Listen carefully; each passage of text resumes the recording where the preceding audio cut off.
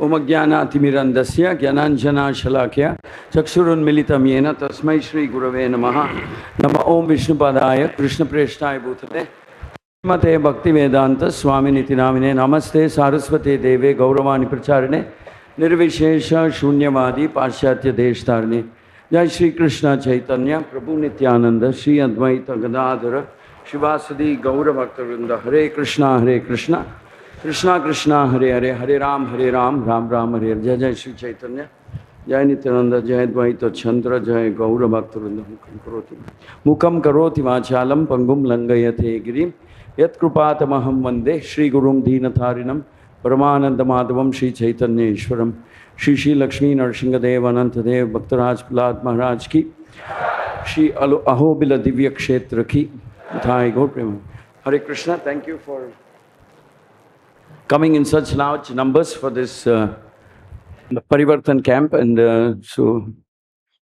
today we are having a discussion on the 6 limbs of Sharnagati. It would be interesting to see how the Vaishnava Acharyas have defined the word Sharnagati. What is the meaning they have given to the word? Very sweet meaning. So the Acharyas have said that Sharnagati is a state of mind praying to Vishnu that he alone should become the means of saving the devotee. And as the devotee feels utterly helpless, sinful, unqualified, unworthy of being saved, and as there is no other hope other than Lord Vishnu at all. I'll just repeat. So it's nice if this meaning of the word Sharnagati sinks into our mind and consciousness. Sharnagati is a state of mind praying to Vishnu that he means Lord Vishnu alone should become the means of saving the devotee, which means should become the savior of the devotee. As the devotee personally feels utterly helpless, sinful, unqualified, unworthy of being saved also, and as there is no other hope other than Lord Vishnu for him. So if we look at what are the key operative words in this definition of the word Sharnagati, it is feeling utterly helpless, completely unqualified, even unworthy of being saved. But nevertheless, because there is no other hope, no other way, no other option but to surrender to Vishnu, in the hope that somehow by causeless mercy of the Lord, he will save me.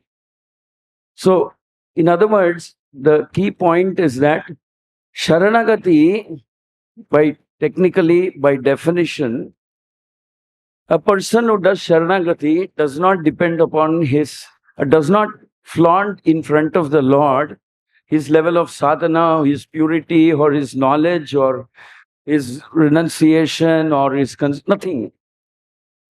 The devotee considers himself utterly unqualified, unworthy of being saved also. So that is the mood in which we have to understand the word Sharanagati, to feel that other than Lord Vishnu's causeless mercy, other than Lord Vishnu's desire to save me, I don't have any, sometimes we say that the only instrument that saves us is the mercy, the compassion of the Lord. So that is the literal meaning of the word Sharanagati, and a lot of Acharyas have commented upon this word, and then this word goes along with the word Prapatti. Prapatti and Sharanagati kind of go together. But in our parampara, in Hari Bhakti Vilasa, this word has been explained. Anukulyasya sankalpaha, pratikulyasya varjanam. Broadly speaking, we understand these two phrases to mean accepting what is favorable and rejecting what is unfavorable. But you have to understand that how we apply this principle of accepting what is favorable and rejecting what is unfavorable, you have to understand within the ambit of the overall definition of the word Sharanagati. In the overall definition of the word Sharanagati, there is this feeling utterly helpless, unqualified, unworthy. So a devotee who is practicing, who aspires to practice or aspires to be under the under the to be rescued by Vishnu, a devotee who aspires to be rescued by Vishnu, will examine himself and say that but it is not that by practicing of these two principles of rejecting what is rejecting what is unfavorable, accepting what is favorable, I'll be rescued by Vishnu. Though this is the least I can do. It is not by practice of these two limbs of Sharnagati, I'm now going to be qualified to be rescued. No, even the devotee even doesn't feel like that. But he says this is the very least. I don't want to become a bigger pain for Lord Vishnu than what I already am. I don't want to become more unworthy than what I already am. At least let me try this. But the thing about these two principles of accepting what is favorable and rejecting what is unfavorable is, these are, you see, devotional life is kind of a evolution of one's level of surrender, level of Sharnagati. Truly speaking, it is an evolution. We get deeper and deeper into a feeling of being utterly dependent. Of course, we in the verse it is mentioned that Vishnu, but the acharyas have also said they've extended this principle, and like our Aragiya Shingar, who came a few moments ago, His Holiness, he spoke that, and another person who speak also said that this you cannot separate this from a Sharanagati towards the Guru also. Because Guru is the vehicle, the medium through which the mercy of the compassion of the Lord will manifest in our life. So, which means Sharanagati is that you look at Guru as an instrument of the Lord, a mercy incarnation of the Lord. Well, we don't literally say he is Vishnu himself, but in a manner of speaking, we say if there is a component in the Lord called mercy, if it ever were to take a form, a personalized form, that would be the Guru. So we practice Sharanagati by surrendering Sharanagati to the Guru.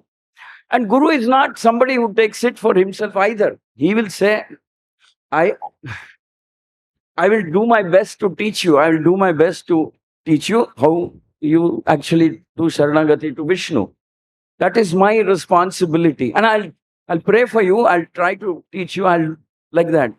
Now, the thing about the two principles that I'm supposed to speak on, accepting favorable and rejecting unfavorable, there's a very, early stages of our devotional life, we tend to go for the low-hanging fruits, like they say. So what I mean by that is early stages of devotional life, we tend to say what is rejecting what is unfavorable, accepting what is favorable. In our mind, we generally tend to conclude that, unfavorable. I want to have some peace of mind, some stability in life so that I can do bhakti properly, bhakti nicely. I don't want that every day there's a tsunami or there's a tornado or there's a hurricane or there's a something like that coming every day, every moment in my life. Then I don't have the mental composure to uh, to to practice the first limb of Sharanagati, which is to accept what is favorable, reject what is unfavorable. So that's the general tendency in the early stages of devotional life. We want some stability, some peace, some this, some that, so that we can analyze in our mind what is good, accept, what is not good, reject. But then you see, ultimately, what is the mood of a devotee who wants to practice Sharanagati?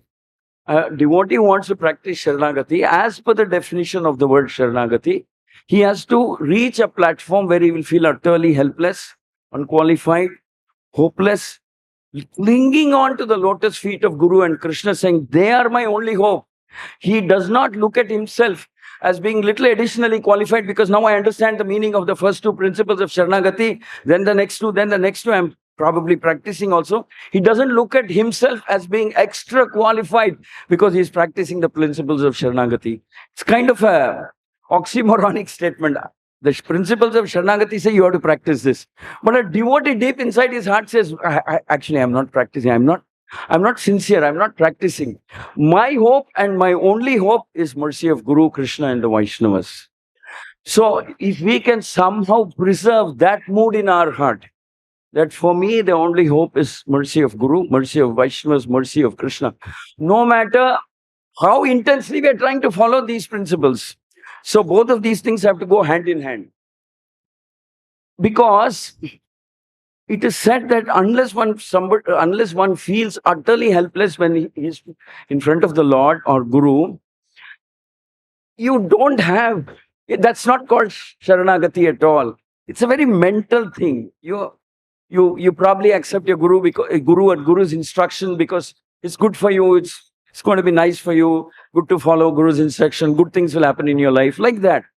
But if you really want to understand Sharanagati in the way it has been explained by our acharyas, we have to practice this. There's no debate over it. We have to practice these strict sanghas of accepting and rejecting, but at the same time, we should not think I'm more qualified now than before to get the mercy, because it should not at any cost disturb our mood of becoming utterly helpless and dependent on the mercy of the Lord. Now,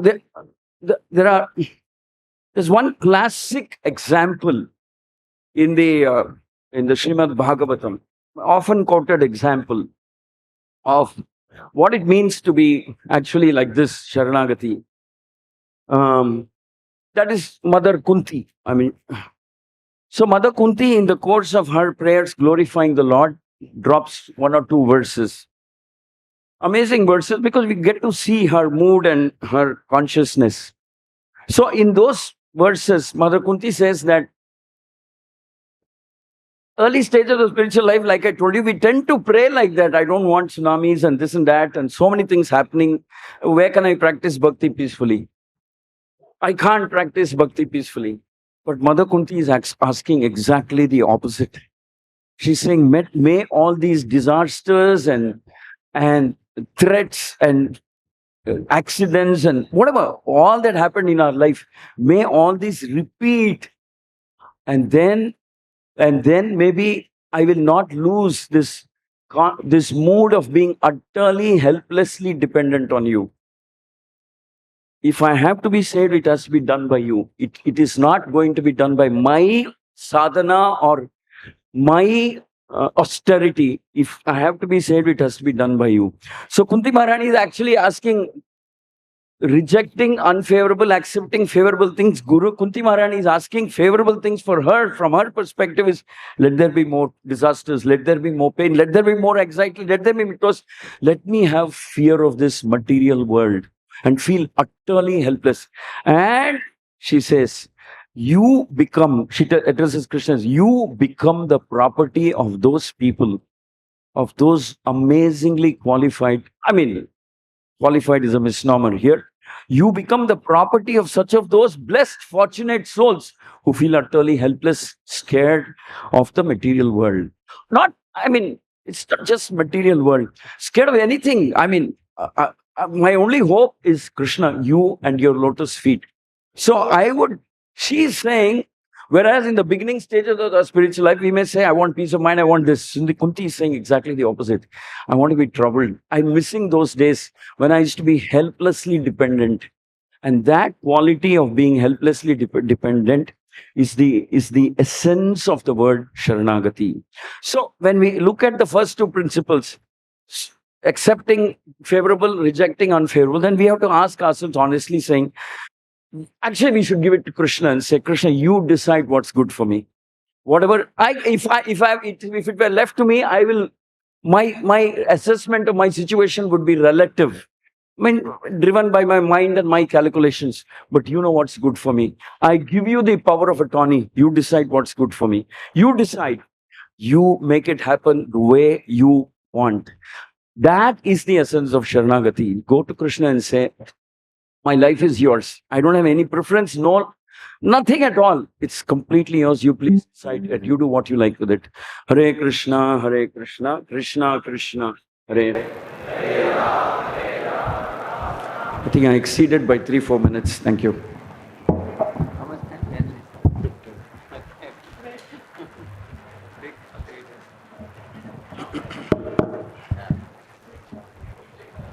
Yeah, take this.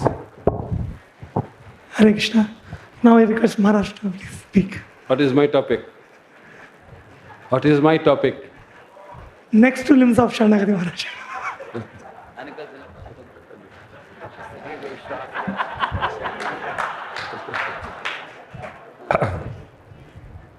Om Jnanatimirandhasya Jnananjanaslakaya Chakshurunmilitam Jena Tasmai Sri Gurave Namaha Namo Vishnupadaya Krishna Prasthaya Bhutale Srimate Bhakti Vedanta Swaminiti Namine Namaste Saraswati Deve Gauravani Pacharine Nirvishesha Shunnavadi Paschatta Deshatarine Bancha Kalpataru Bhasya Kripa Sindhu Evacha Patitanang Pavanebho Vaishnavebho Namo Namaha जय श्री कृष्ण चैतन्य प्रभु नित्यानंद श्री अद्वैत गदाधर शिवासादि गौर भक्तवृंद हरे कृष्णा कृष्णा कृष्णा हरे हरे हरे राम राम राम हरे हरे मुकम करति वाचलम पंगुल्लंघायते गिरिं यत्कृपातमहं वन्दे श्री गुरुं दिनतारिणं परमानंद माधवं श्री चैतन्य ईश्वरं हरे कृष्णा जोर से बोलिए हरे Krishna Krishna Krishna Hare Hare Hare Ram Ram Ram Hare Hare. This is favorable for Saranagati. So Bhaktivinoda Thakur explains, just to add, Shuddha Bhakata Charana Renu Bhajana Anukul. The dust of the lotus feet of the Vaishnavas is the most favorable for our Saranagati. Asat Sangatyag Ei Vaishnavachar. Association of the Asat has to be rejected. These are the two primary. Sat Sangha is favorable, Asat Sangha is unfavorable for Saranagati. So my topic is other two limbs. One is Krishna is the protector and Krishna is the maintainer. And we are in a place where Lord exhibited wonderfully these two aspects. How Prahlad is completely dependent on the protection of the Lord, and also he is completely dependent for his maintenance of his life. So other two limbs will be spoken by Radheshyam Prabhu, but is connected. First limb is whatever he will speak, that is Daina, means one should feel meek and humble, understanding his position, and everything should be surrendered to the Supreme Personality of Godhead. So if everything is surrendered to the Supreme Personality of Godhead, then question will come, who will maintain me? Now everything is given to the Lord. So who will maintain me? Lord will maintain me. That is the natural connection. And Krishna is the protector. The symptom of Saranagati is that we have to be free from anxiety. People ask, how do you know whether we are surrendered or not? The symptom of full surrender is that we have no anxiety in life. Anxiety free. Krishna came to tell Pandavas that tomorrow you are going to be killed by grandfather Bhishma. He took a vow. Pandavas told the Lord, thank you very much for the breaking news of the day. For the past few days, we are not sure whether we will be alive or not alive. But tomorrow is very, very clear. Thank you for the clear message that we will be killed tomorrow. No anxiety. And we are also very sure that we will be killed by a great personality, grandfather Bhishma. Thank you very much for the wonderful news. See you tomorrow. This is the symptom of Saranagati. Rakho bhi, maro bhi, jo ichha tuhara. Whether you keep me alive or you'll kill me, I have no problem. Because for a devotee, living and dying is same. Because he has only one thing to do, devotional service. If he is in this body, he will serve the Lord. If he is going to another body, he will serve the Lord. Whether he is in the heaven, he will serve the Lord. Whether he is in the hell, he will serve the Lord. Even if he is in Vaikuntha, he will serve the Lord. That is called Vaikuntha consciousness. So wherever he is, that place turns into Vaikuntha. That is the symptom of Saranagati. No anxiety. So we have anxiety. In our college days, one of my friends used to say, what will maximum happen in my life? We may go to jail, or we may be admitted to the hospital, or we may be killed. So these are the worries we have. Now we have another worry, that whether we'll have job or not. So we have different varieties of anxiety in life. Why? Because we don't have faith that Krishna is going to maintain us. There is a great devotee of Lord Chaitanya Mahaprabhu. So how many of you have gone to Mayapur Dham? Very good. Very good. So you are in the holy Dham of Lord Nishingadev, and that is the holy Dham of Chaitanya Mahaprabhu, Mayapur Dham. And there was a devotee, his name was Srivas Thakur. And Srivas Thakur was a grihastha, having big family, huge family. Nowadays, small family, right? Small family, happy family. Now, no family. Human life is meant for simple living, high thinking, right? So one devotee was telling, nowadays what's happening? Simply living in high-rise building. So we are just simply wasting our time. So Srivas Thakur, he had a big family, and he was always with Chaitanya Mahaprabhu. Don't imitate Haridas Thakur after hearing this. Don't imitate Srivas Thakur. He had a big family, but 24 hours he was with Chaitanya Mahaprabhu. Then one day, jokingly, Mahaprabhu told Srivas, "You're a family man. You should do something practical, no? Earn some money to maintain your family." Srivas Thakur clapped for 3 times. Okay, do that. That is it. So Mahaprabhu, mysterious master, asked the mysterious servant, "Why you are answering me like that? Give me proper answer. Is my proper answer to your question? Please explain the purport of your answer." So he said, first clapping means I will fast for the first day. Second clapping means I will fast for the second day. And third clapping means I will fast for the third day. And if you don't do anything, Ganga is nearby. I simply go there and drown myself, and you take care of it. So Mahaprabhu was so happy with that. He said, "Srivas, I declare, one day may come that Goddess Lakshmi may have to beg on the street, but there will be no scarcity in your house." जोर से बोलिए हरि बोल. This is the symptom of Sharanagati. Does not mean you have to stop doing your duties. He was completely Krishna conscious.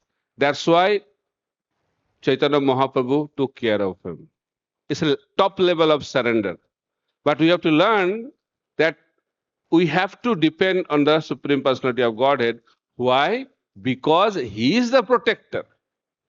He is the maintainer. Nobody else can do that because everything comes from Krishna. Ishvara Parama Krishna Sachidananda Vigraha Anadir Adir Govinda Sarva Karana Karanam. He is the cause of all causes. So therefore, in order to have anxiety-free life, we have to have complete confidence that Lord is the protector, Lord is the maintainer. Just like a father, he throws his child up in the sky, but the child is not in anxiety because child knows that father is going to hold him back. That is the confidence. So in the same way, there will be difficulties for devotees also. Devotees means more difficulties. But the devotees have full confidence that in every situation of my life, Lord is there to protect me. That is the confidence. So Prahlad Maharaj was planned to be killed by his father in so many ways. He wanted to burn him and he was thrown into the fire. But what Prahlad was feeling? He was feeling cooling effect. The fire has become cold fire. So in that way, he was remembering the Lord in every situation of life, and because of that, he was getting complete protection with the Supreme Personality of Godhead. So protection comes from surrender. Maintenance comes from surrender. It's a two-way traffic. More we surrender, more he will take care.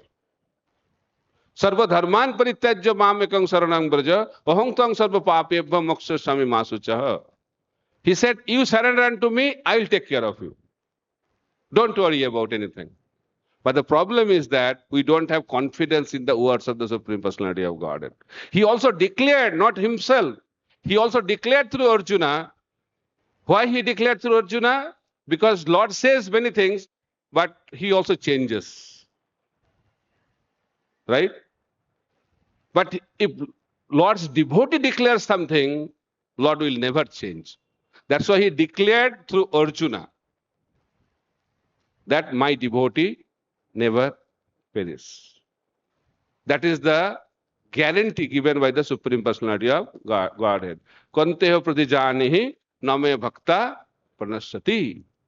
But we don't have faith.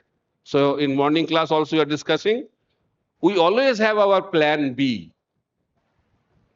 Plan B. We think, oh, Lord spoke Bhagavad Gita 5,000 years ago. In case he forgets, Sarva Dharman Parityaja verse. So I should have my plan B. So in case Lord forgets plan A, I will have my plan B. But the problem is, if I have my plan B, then plan A does not work. That's why you have to choose plan A or plan B. But our tendency is to have both. Prabhupada used to say, Dudo khabo, tamako khabo. Means I want to drink milk also, at the same time I want to chew tobacco also. So where we have our faith? Arjuna and Duryodhana went to Krishna for help before Kurukshetra war. So Arjuna was given chance to ask first. Lord said, I will not fight, but my Narayani Sena can be given to you. So Arjuna told, whether you will fight or don't fight, my dear Lord, I want you. Duryodhana was very happy, thinking that he's a full number one, Arjuna. What's the point getting Krishna? He's not going to fight. Duryodhana said, my dear Lord, what can I take from you now? Already you are taken by Arjuna. Please give me Narayani Sena. So Narayan, Narayani. What do you want? People say, why not both? That is the problem we have. Right? Values or valuables? Character or achievements? So we have to choose one. And sharnagati means choosing Krishna in our life. Arjuna chose Krishna. And Duryodhana chose Narayani. So you want to become Arjuna or Duryodhana? How many of you want to become Arjuna, like consciousness? Very good. So you have to choose who? Krishna. So you are fully surrendered now.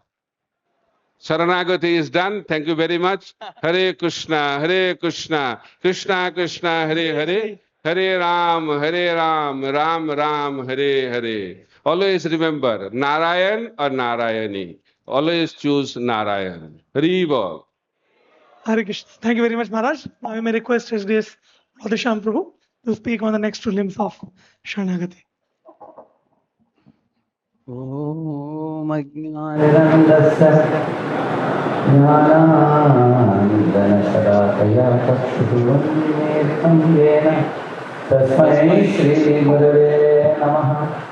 नमो विष्णुपादाय कृष्णपृष्ठाय भूतले श्रीमते भक्तिवेदान्तस्वामिनिति नामिने। नमस्ते सारस्वते देवे गौरवाणी प्रचारिणे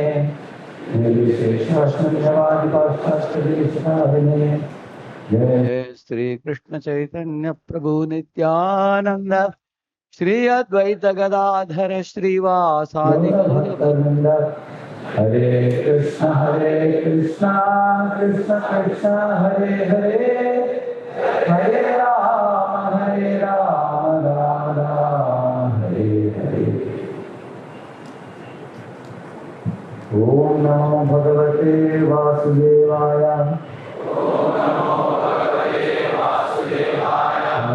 नमस्ते भगवत्तमं देवीं सरस्वतीं व्यासं ततो जयमुदीरये। नमस्कारायेष्वभद्रेषु नित्यं भागवत सेवया भगवत्युत्तमं श्लोके भक्तिर्भवति नैष्ठिकी। कृष्णाय वासुदेवाय Devaki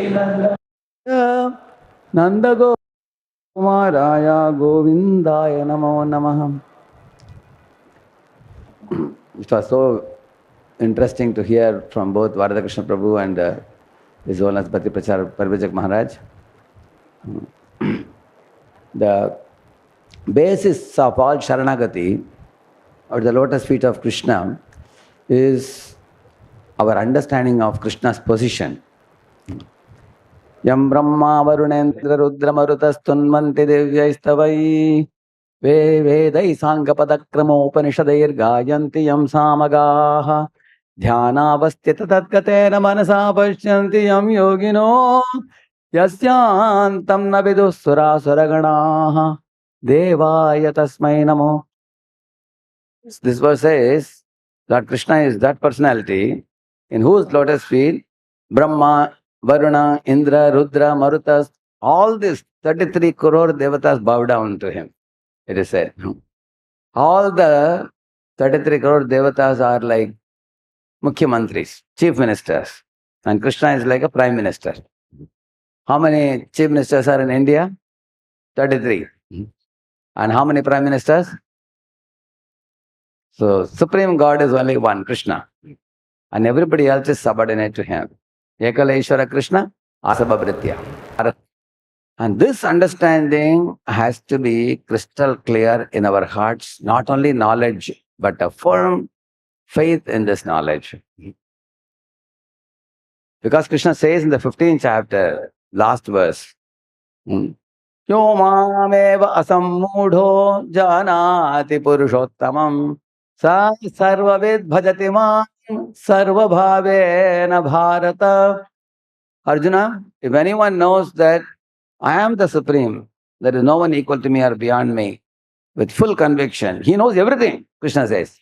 If you know Krishna is Supreme, there is no one equal to him or higher than him, you don't need to know anything else. You know everything, he says. Yasmin vijñarte sarvam evam vijñatum bhavati. By knowing that one person, you know everything, he says. For example, say one of you goes to America. You want to know how America is being managed, how the Pentagon is controlling America, how all the different communication system, transport system, government systems work. You even in 1 or 2 or 3 years, you won't be able to figure out. But you just go and make friendship with the President of the United States. Sit with him for a couple of days, he will tell you everything.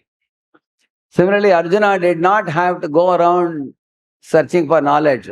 He was making friendship with Krishna, who is the source of millions of universes. First, Krishna creates millions of universes, enters into every universe. Creates millions of atoms within the universe, enters every atom. Creates 8.4 million species of life, enters into the hearts of all. Therefore, one should have a firm conviction that the ultimate truth is Krishna. In the Srimad Bhagavatam, it is said, the first understanding of absolute truth is Param Jyoti, a brilliant light. What is it called as? Parabrahman, Param Jyoti. A higher understanding is called Sarva Bhuta Guhavasam, the Lord who resides in the heart of all as Antaryami or Super Soul.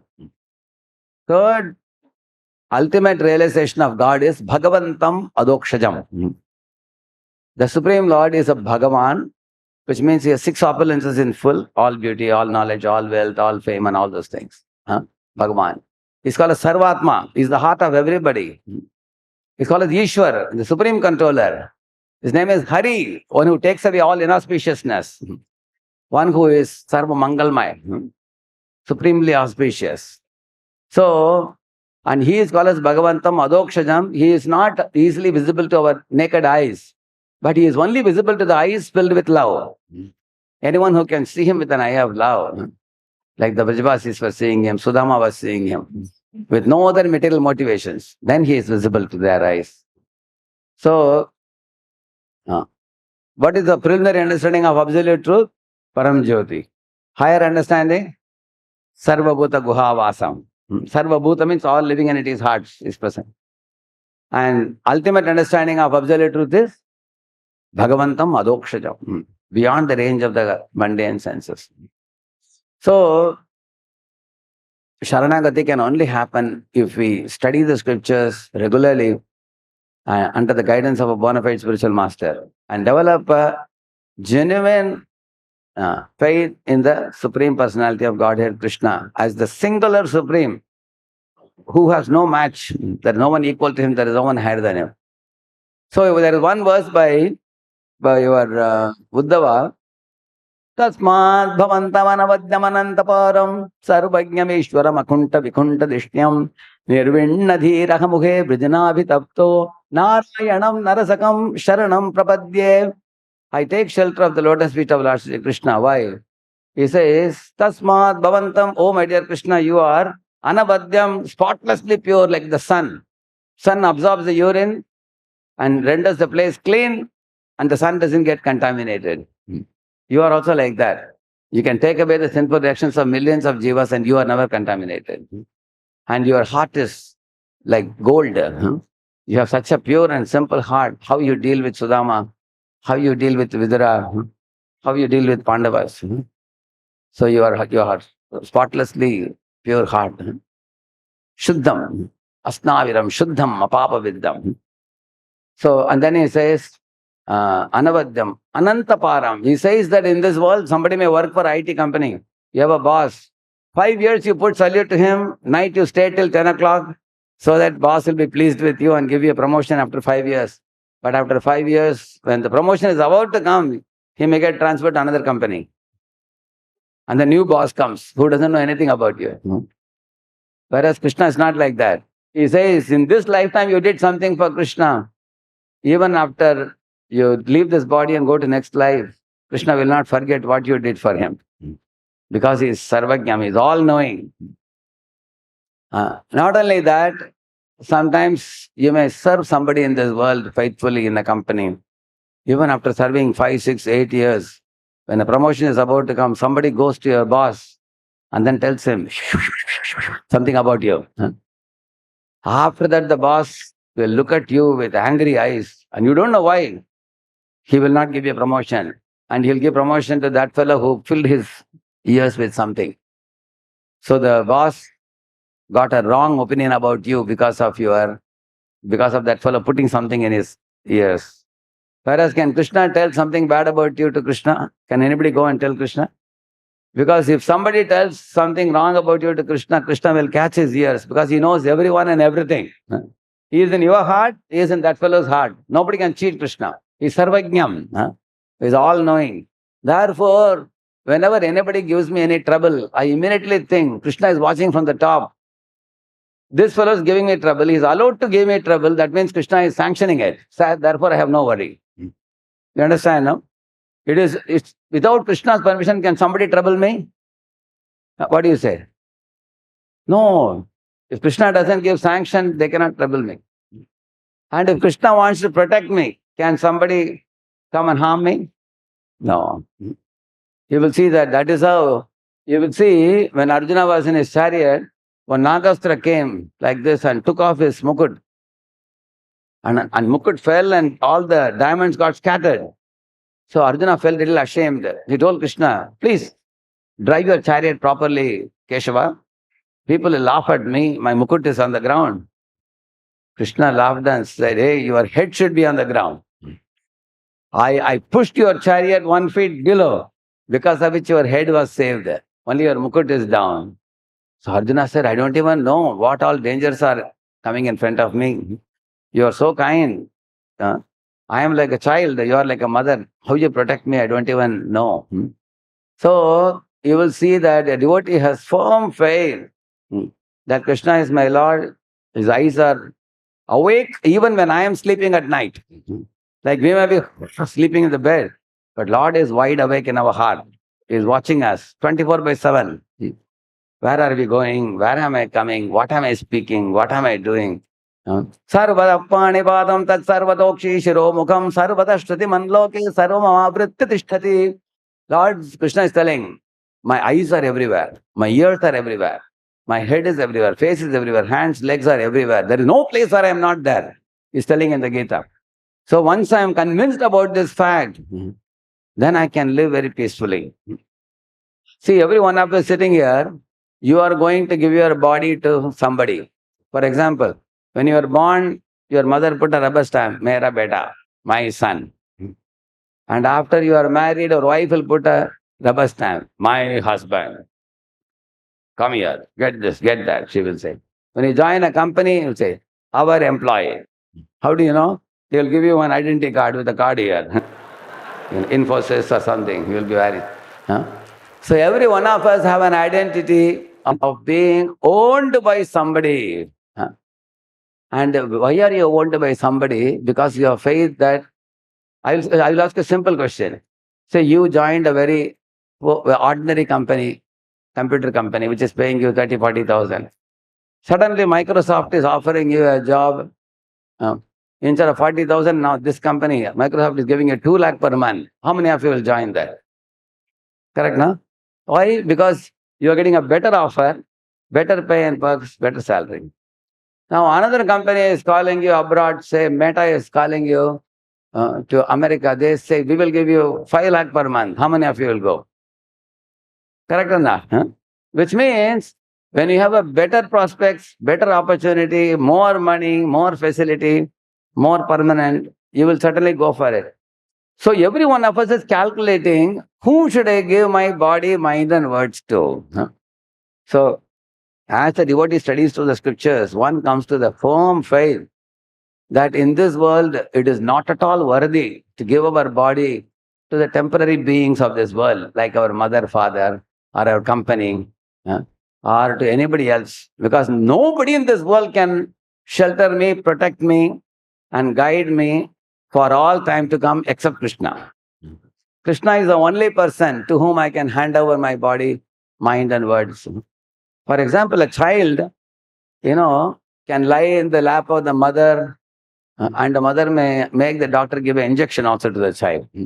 Child may cry, but the child still feels safe because child is in the lap of the mother. Similarly, when we are in Krishna's lotus feet, we will feel utterly safe. We have nothing to worry because there is nobody equal to him or beyond him. Matta parataram nanyat, he says, kinchidasti dhananjaya, mayi sarvam idam protam sutre maniganaiva. For example, in the circus, you must have seen in the top, they have a trapeze artist who goes like this. You've seen that? Say, when you are asked to do that, you'll be afraid. when there is no net below. If there is a net below, safety net, how many of you will not dare to go up and try it? Yes? How many of you can try in the top? Yeah, all of us can try as long as there is a net. So that net is Krishna for the devotee. The devotee has no fear because devotee can take any risk. Because the devotee knows that Krishna is always there and he is witnessing me, he is guiding me, he is protecting me, he is maintaining me. So Krishna, a devotee can hand over one's body, mind, words to Krishna and act as per Krishna's plan. So the fifth principle is called as, there are two. Last one is called Karpanya. The Anukulyasa, Sankalpa Patikulyasa, Varjanam Rakshasiti, Vishwaso Goptratve Varanam Tata. Atma Nikshepa means self-surrender, giving our body, mind, words to the Supreme Lord. And having confidence that whatever He is doing with me in my life, God knows best. And I don't have an iota of doubt about it. Whether sufferings come in my life, it is for my good. Like one fellow was going to doctor. Doctor said, every day come and take injection from me for a week. His friend told him, why do you go to the doctor? He is piercing your hand with injection. The man said, I have full faith in doctor that after 1 week, my malaria will be gone. So therefore he was going to doctor. Similarly, Kulashekar Alvar says in Thiruvaimozhi, in one of the commentaries, he says that I go to Krishna, even if some sufferings come, His giving me suffering is ultimately to purify me and reform me and bring me to good health. Therefore, I will confidently go to Krishna, he says. So in this way, a child sometimes may be very naughty in the kitchen, pick up a knife or touch the fire. Mother may slap the child and the child may cry. You have seen that with full open mouth. Again he cries. But then child doesn't run away anywhere. Child goes and catches the legs of the mother. Mother may say, I slapped you, why are you coming here? Child will say, where else will I go? I have no other place to go. I know only you. So devotee will again and again go back to Krishna only. And such a devotee does not expect anything from Krishna. For example, there is one famous song. This song says, it's a Tamil song, but it exactly, gives the same mood of Kunti Maharani. This song says that, oh Lord Balaji, you are standing in the top of the Tirupati hill, and you are ready to provide anything that anybody may come to ask you. But I have nothing to ask you because you have already provided me more than what I deserve. Therefore, I have nothing to ask you. Vendiyadai tandida Vengadavan nildirukka Vendiyadu verillai Malai Murthy Kanna Manivanna Malayappa Govinda Govinda Govinda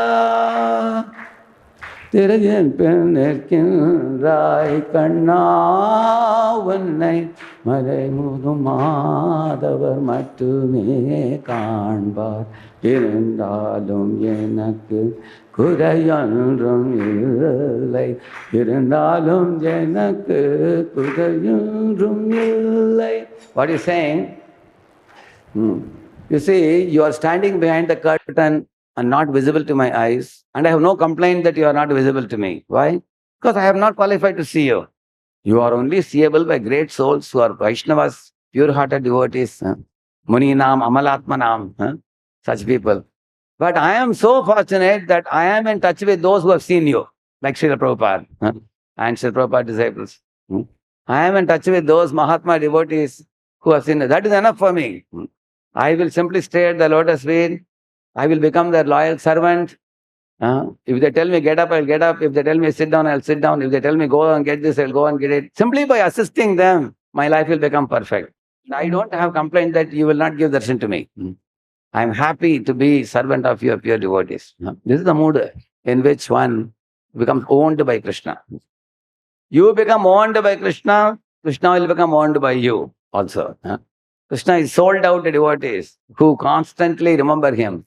Smarataha pada kamalam atmanam apiyachati. Like the Sudama's wife is telling.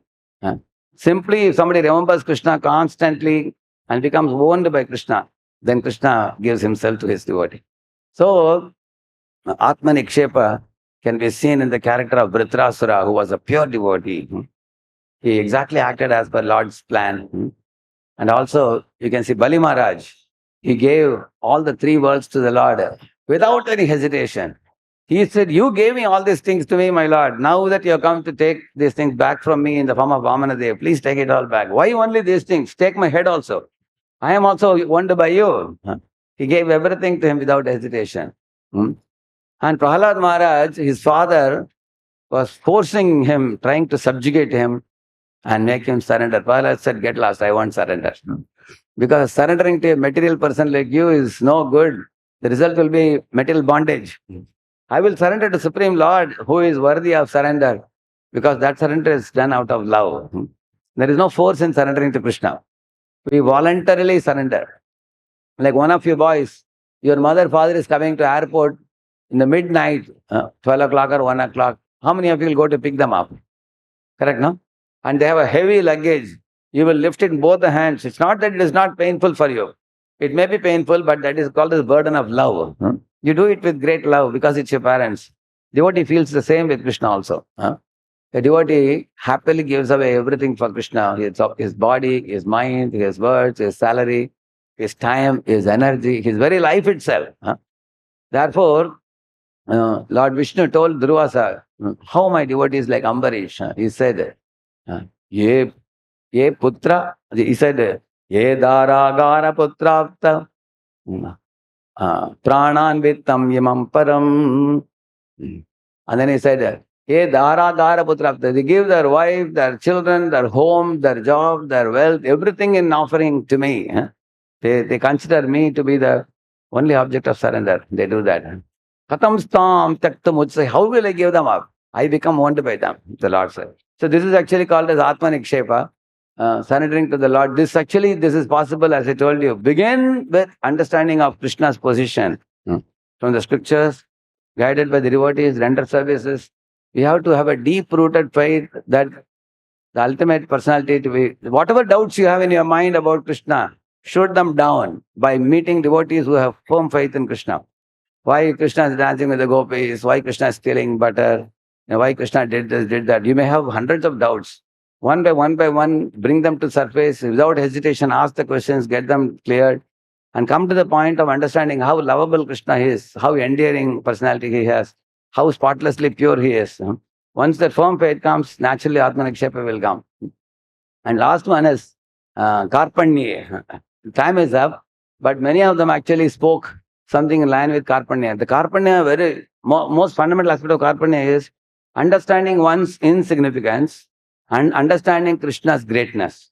And having understood these two things, totally feeling the dependence on Guru and Krishna. These three aspects are the most important aspects of Karpanya. Unfortunately, modern education makes you think, I am very big fellow, I am very great, I am very intelligent, and everybody else is a muff. We have no respect for other living beings, and we think very high of ourselves, and we can't experience God because we think I am only God. Everybody. So that kind of modern education has ruined our, proper natural state of consciousness of being Krishna Das. Therefore, a lot of repairing has to be done to our impure consciousness. So then we have to go back to the scriptures again, study Shastras, Shravanam, Kirtanam, gradually come to understanding. Think for a moment, the morning the sun is rising, the sun is setting in the evening, moon is rising, flowers are blooming, fruits are ripening, crops are growing, winds are blowing, clouds are showering. Are we doing any of these things? Think about it. Not only we are watching these things, we are totally dependent on this phenomenon. I can't live without food. With this Gaudiya Sampradaya, ISKCON representative came to you, and then they preached and they shared proper books with you, the puzzle, the purpose with you. They can't really honor it. The point of chanting 8 rounds now. You can easily come to 16 rounds. So this knowledge has to be strengthened in our heart to understand how great Lord is, how small we are, and how utterly dependent we are. If somebody says, I don't depend on God, catch his nose. Don't allow him to breathe one puff of air. Tell him, till you die, I won't leave your nose. He will be jumping up and down. Tell him, you don't believe in God, you don't deserve to take air from God. Every moment you need air, you need water, you need food. Even if, to be an atheist, you need to eat grains, beg grains from God, eat it, and then argue against God. Even to be an atheist. So none of us create anything. We are totally dependent. So our Prabhu, Varadakrishna Prabhu began with helpless dependence. But how do you feel? You begin with this step. Ask yourself, what are you creating? Are you creating the food that you make? Recently, in my Instagram, I recently started posting similar to what I'm speaking now. Provoking people. Because if you don't provoke the people of Kali Yuga, they have no brain, only stool is there in the head. So today morning, only one fellow was opposed. He said, why do you say, all these things are, scientists are producing, mangoes in the trees, he said. Then he replied back to him today morning only. So both in YouTube and Instagram, I've started putting statements like this. Because we have to become representatives of Prahlad Maharaj. Yesterday you saw, correct, no? Destroy, demolish atheism to the core. Establish Krishna consciousness. Then people can understand how insignificant we are, how great God is. Then we can feel humble in front of God.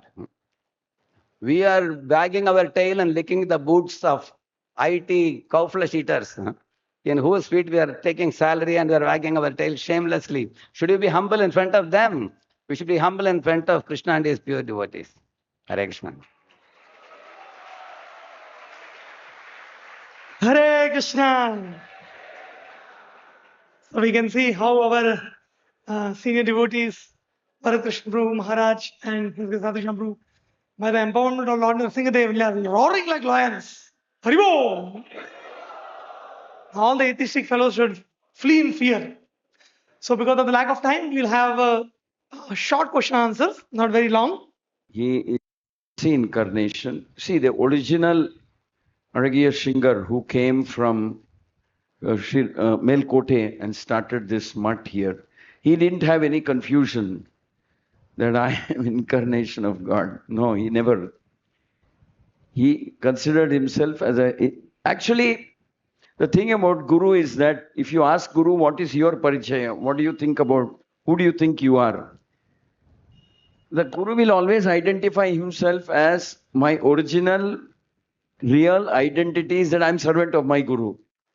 I'm insignificant, surrendered, servant of my Guru. And whatever I'm doing is to please my Guru, is as per the instructions of my Guru, as per the order of my Guru. And that is what I am. So his parichaya, if you were to ask them, they will say, I am servant of Guru. I am servant of my Guru. So where does the God thing come in between? I guess it's a manner of speaking. They uttered something like that. But no, I don't think the Sri Vaishnava Aragya Shingar thinks that he is actually incarnation of Narasimha. But just that they have conveyed it in such a form, I doubt if they think that he is actually Narasimha's incarnation. Narasimha's Krupa, protection. Krupa Murti, that's all. We should not misunderstand. And no, I don't think there is scope at all for that kind of an understanding in the bona fide paramparas, whether it is Gaudiya Vaishnava or the Sri Parampara. Very glorious paramparas. They consider themselves as insignificant, surrendered, servant of Krishna, of the Lord, and servant of their respective gurus. So we have to be clear about that. I hope that clarifies. I just want to add one small thing additional to what Prabhuji said. In the Bhagavatam, you will see Bhagavan Badarayani, the word is used, or Bhagavan Narada, it's used. So why then Narada is called as Bhagavan? Or Shukadev Goswami is called as Bhagavan? You may have a question. Bhagavan should be used only for Krishna. So in the Bhagavatam it is said, anyone who carries Bhagavan in their heart in a very powerful way, they are also called as Bhagavan Narada. Either one is Bhagavan Krishna, whom we know very well, or those who are pure devotees who carry Bhagavan in their heart very prominently, they are also called as Bhagavan. There is one verse in Bhagavatam which says, Acharya mam vijaniyam na avamanyata karichit. Namartya buddhya asuyeta sarva deva mayo guru. In Acharya's body, all the devatas are present, and you should be respected as good as God, but he is not God.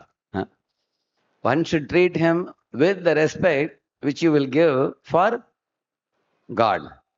Like that we should give. So, like for example, ambassador from India goes to America.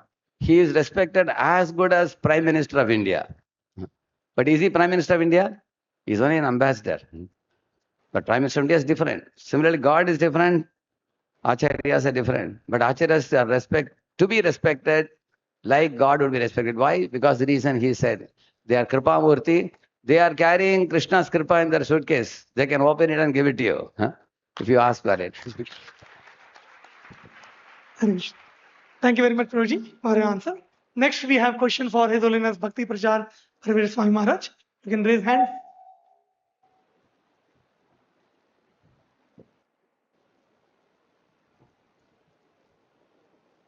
Hare Krishna Maharaj. So my question is, why envy is considered as the one quality which we do not use it for the Krishna service, the only quality which we do not use, and how does this envy affect our sharnagati process? Yeah, very good question. So all the other anarthas, there are 6 anarthas: lust, anger, greed, pride, illusion, and envy. So Prabhupada declares this world is the world of envy. I am envious of you and you are envious of me. That's it. That is material world. So when we are envious of someone, we cannot serve him. And bhakti means serving the Lord. So if you are envious of Lord, how you can serve him? That's why envy cannot be engaged in the service of the Lord. Okay? And if you are envious of someone, then how you can be surrendered to that person? You'll You'll plot plot against him, against him, no? no? So that's why we have to remove remove our envy. Prabhupada declares this world is the world of envy. But this Krishna consciousness is for those people, those who are free from envy. Such people. How can we want to be the members of this Krishna consciousness movement? only qualification is we should be free from envy. And regarding that God and Guru, Chaitanya Charitamrita explains, যদ্যপি গুরু হয় চৈতন্যের প্রকাশ তথাপি জানি আমি তাহারও প্রকাশ. Although Guru is the servant of the Lord, but he is the manifestation of the Lord. There are 2 kinds of Lord. Sevya Bhagavan, Sevak Bhagavan. Krishna is the Sevya Bhagavan who receives the service. And everybody else, including the Guru or Acharya, they are the Sevak Bhagavan. They serve, they render service. That is the difference. Okay? Hare Krishna. Both are God. One is Sevya Bhagavan, other is Sevak Bhagavan. Hare Krishna. Hare Krishna. Thank you very much, Maharaj, for a wonderful answer. Now we have question for His Grace Radhesham Prabhu. Raise hands. Here. Hare Krishna Prabhuji. If someone is already working as a research or scientist in agriculture or medicine, what is the right way to make his occupation successful? While working for institute level goals, how to make his occupation successful? If you are in the field of agriculture, there is a lot of good work you can do in ISKCON. ISKCON is coming up with Varnashrama projects everywhere. We have His Holiness Bhakti Raghav Maharaj, who has traveled to 108 farms, where in all these farms, number 1, we are developing organic farming. And we will use only gobar, cow dung as a manure and no chemicals and everything. And we also protect cows and we don't send them to slaughterhouse. And we make vegetables, fruits, cereals, spices, milk, all these things, ganna, everything, and then send everything to the temple. So from the farm, it will go to the temple, and for the deities, all these things will be used. Initially for the deities, then for the brahmacharis, then for the congregation. Everything will be produced in our field. So in the same manner, Prabhupada also wanted the grihasthas in city to migrate to the farm, so they don't have to spend much money. In city, if you build a house with 80 lakhs, in a farm we can build a house in 4 lakhs.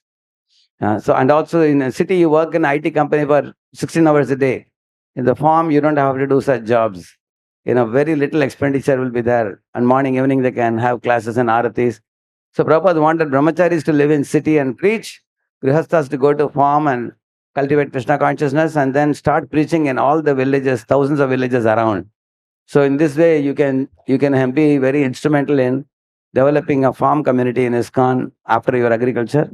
And number one. Number two, agriculture has a tremendous scope now in the future because whole world is turning green now.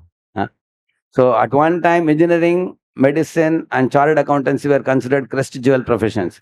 Now agriculture is also going to be kept in the same status now. So you have a lot of scope. I know two boys in Pune. They finished Pune MBA. They were toppers, gold medalists also. After that, I came to know they left Pune and went to their village. I met them in the village and said, "What are you doing here?" He said, "City, we were earning very good money, but village, you are earning even more," they said.